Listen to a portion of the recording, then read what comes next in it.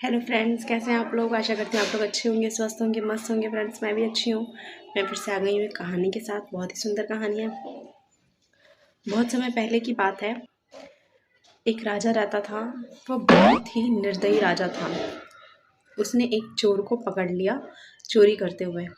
उसने चोर को तुरंत मौत की सज़ा सुना दी। उससे पूछा भी नहीं कि उसने क्या चोरी किया है, कैसे किया है। मतलब उसकी कोई भी मजबूरी, कोई भी बात नहीं सुनी। उसे तुरंत फैसला सुना दिया। चोर खूब ज़ोर ज़ोर से हंसने लगा फैसला सुनने के बाद। तो राजा ने चोर से कहा कि ये क्या, इतने सारे लोगों को जब मैं फैसला सुनाता हूँ मौत का, तो सारे लोग दया की भीख मांगते हैं और रोते हैं, गिड़गिड़ाते हैं। पर तुम पहले इंसान हो जो हंस रहे हो सज़ा सुनकर। ऐसे बहुत से लोगों को सज़ा सुनाई है, लेकिन ऐसा किसी ने नहीं किया, सिर्फ तुम ही कर रहे हो।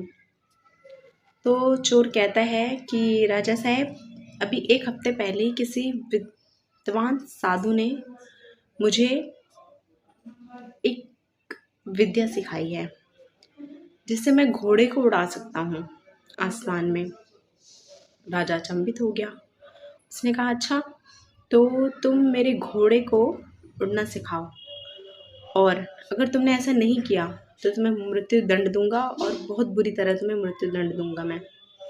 तो चोर ने कहा कि ठीक है राजा साहब, मैं सिखाऊंगा, लेकिन एक शर्त है कि मेरे परिवार को खाना पीना, मतलब मेरे परिवार की जो भी व्यवस्था होगी वो सब आपको पूरा करना पड़ेगा, जिससे मैं अपना काम पे पूरा फोकस कर सकूं, और इस काम में मुझे 1 साल लगेंगे।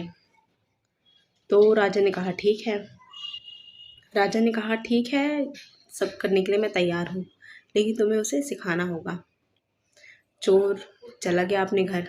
तो चोर की पत्नी ने चोर से पूछा कि क्या सच में आप घोड़े को सिखाएंगे उड़ना? क्या आपको सच में ये विद्या आती है?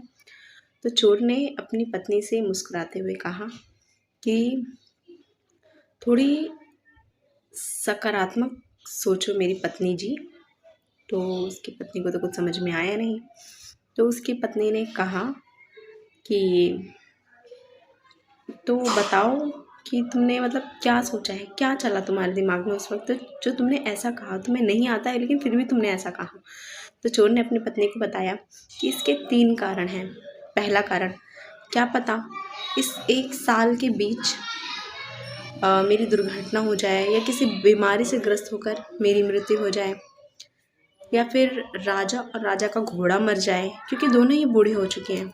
तीसरा, आखिर में अगर दोनों में से कुछ नहीं हुआ तो मुझे तो मरना ही है, तो इससे अच्छा मैं 1 साल के बाद क्यों ना मरूं। तो रानी ने कहा कि हाँ ठीक है, देखते हैं। फ्रेंड्स, ऐसे ही 11 महीने बीत गए।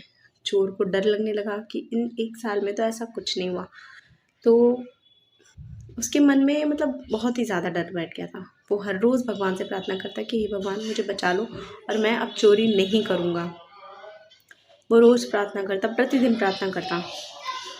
तो एक दिन ऐसा हुआ कि जो राजा था उसका कोई दुश्मन, उसके किसी दुश्मन ने उसकी मृत्यु कर दी, और राजा मर गया और चोर फ्री हो गया। चोर को मुक्ति मिल गई मृत्यु से। इसी तरह फ्रेंड्स, चोर अपने परिवार के साथ हंसी खुशी रहने लगा और उसने चोरी करना छोड़ दी।